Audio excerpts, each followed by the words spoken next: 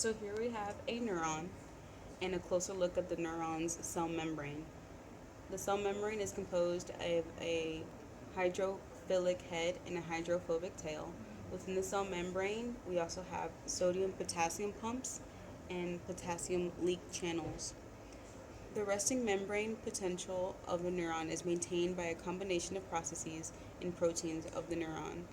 The sodium pump uses ATP to bring in two potassium ions into the neuron and pump out three sodium ions out of the neuron, which creates a higher concentration of sodium outside the cell and a higher concentration of potassium inside the cell.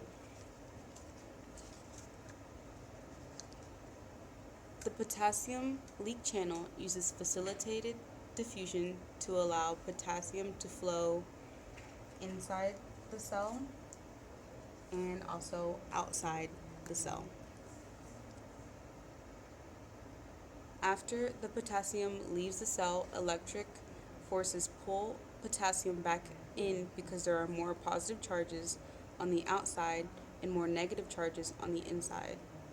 Since the phospholipid bilayer is impermeable to sodium, they remain outside the cell, creating a more positive charge outside and a more negative charge inside the cell.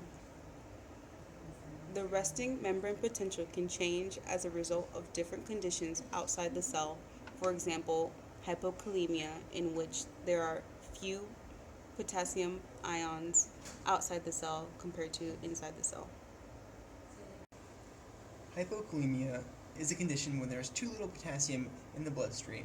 The normal range of potassium in the bloodstream is between 3.6 and 5.2 millimoles per liter.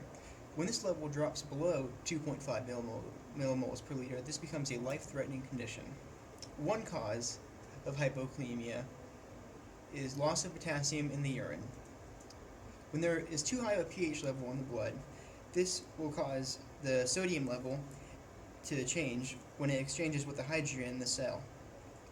Because there are less hydrogens on the outside of the cell than there is on the inside, hydrogen from inside the cell goes out while sodium from the outside comes in.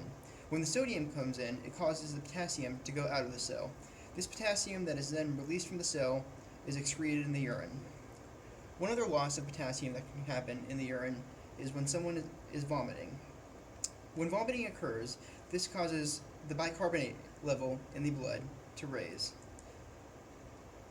This releases potassium into the blood as a cation partner, since bicarbonate has a -1 charge and potassium has a +1 charge. This potassium that is released as a counterion from the bicarbonate is excreted in the urine. Another cause of hypokalemia are diseases, specifically diseases that cause a high aldosterone level. Some of these diseases are renal artery stenosis and some tumors that are non-malignant. Specifically, these diseases cause the activation of the sodium pump, and this increases the potassium level in the blood, which is then expelled in the urine.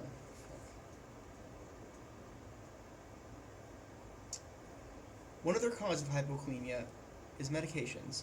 Some medications cause the stimulation of the sodium-potassium pump. Some examples of these medications are insulin and epinephrine. Now, how does hypokalemia change the resting potential of the neuron? Hypokalemia would increase the chemical gradient for potassium to leak out of the cell. This would mean less positive charges on the outside of the cell. Potassium movement through the leak channel would increase, resulting in a decrease in resting potential.